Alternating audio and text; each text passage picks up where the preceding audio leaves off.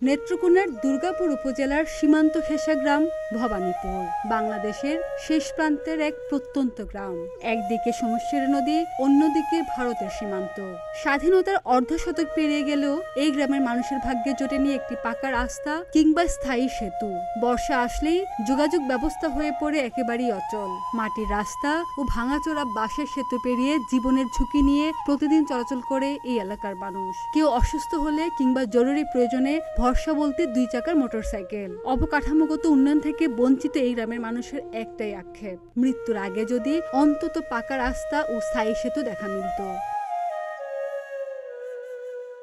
2 চাকার সাইকেল বা মোটরসাইকেল ছাড়া কোনো যানবাহন এই গ্রামে প্রবেশ করতে পারে না। নিত্য প্রয়োজনীয় জিনিসপত্র থেকে শুরু করে জরুরি সেবা নিতে হলেও তাদের পড়তে হয় চরম দুর্ভোগে। একমাত্র সেতু ছিল, সেটিও 2014 সালে ভেঙে যায়, যেখানে এখন ভরসা কাঠ বাঁশের সেতু। পাকা রাস্তা ও স্থায়ী সেতুর অপেক্ষার অবসান কবে ঘটবে তা জানা নেই কারোর। দীর্ঘ অনেকদিন যাবত হচ্ছে আমাদের এখানে কোনো ভালো রাস্তা নাই, ব্রিজ কালভার্ট এগুলো নাই।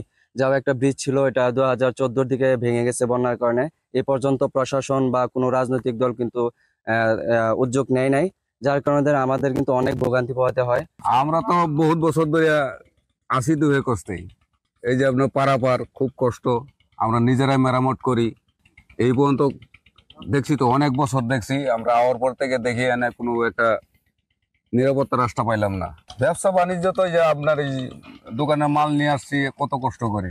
এখন দাবি তো আমাদের এই রাস্তা যদি হয় সরকারি ভাবে, এই রাস্তা ব্রিজ যদি হয়, এই পর্যন্ত আমরা দাবি, আর অন্য কিছু আমরা দাবি নাই। অনেক দিন ধরে রাস্তাঘাট এমনি থাকে, মানুষ যাতায়াত করতে বিরাট খারাপ।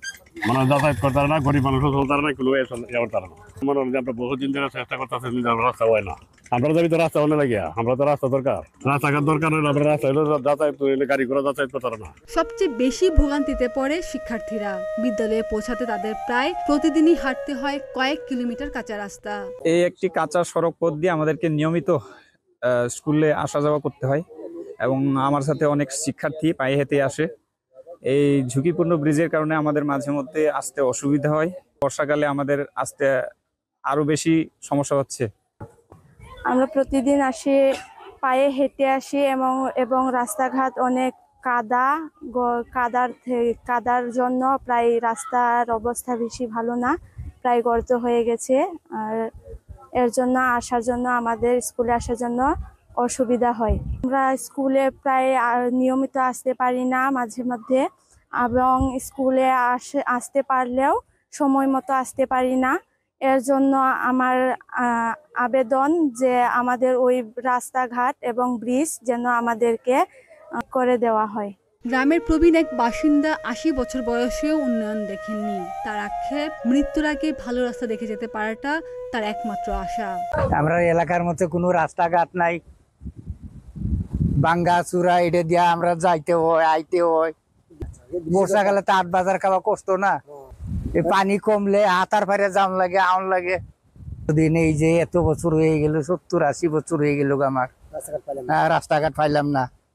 তখন এই মরণকালে আমি যদি দেখে যাইতাম পারি রাস্তা ভালো, সরকারের কাছে দাবি দিত আমাদের আর কি। স্থানীয় প্রশাসন বলছেন, ভবানীপুর গ্রামের দীর্ঘদিনের অবহেলিত যোগাযোগ ব্যবস্থা উন্নয়নে এখন বিশেষ গুরুত্ব দেওয়া হচ্ছে। অচিরেই গ্রামের মানুষ যাতায়াতের সুবিধা ভোগ করতে পারবে। আমাদের দুর্গাপুর সদর ইউনিয়নে ভবানীপুর গ্রামে আসলে খুবই প্রত্যন্ত এবং সীমান্তবর্তী একটি অঞ্চল। এই গ্রামে একটি কাঠের ব্রিজ রয়েছে, ওটা যোগাযোগের একটি অন্যতম মাধ্যম। আমি এখানে ইউনো হয়ে আসার পরে প্রথমেই ওই জায়গাটা ভিজিট করেছি এবং দেখেছি যে আসলে ওই খুবই ভঙ্গুর অবস্থায় আছে। আমরা আমাদের উন্নয়নমূলক যে কার্যক্রম রয়েছে, এবার আমি আশা করছি যে ওই তাদের যে কাঠের ব্রিজটি রয়েছে ওটা সংস্কার করে তাদের সচলের একটা ব্যবস্থা করব।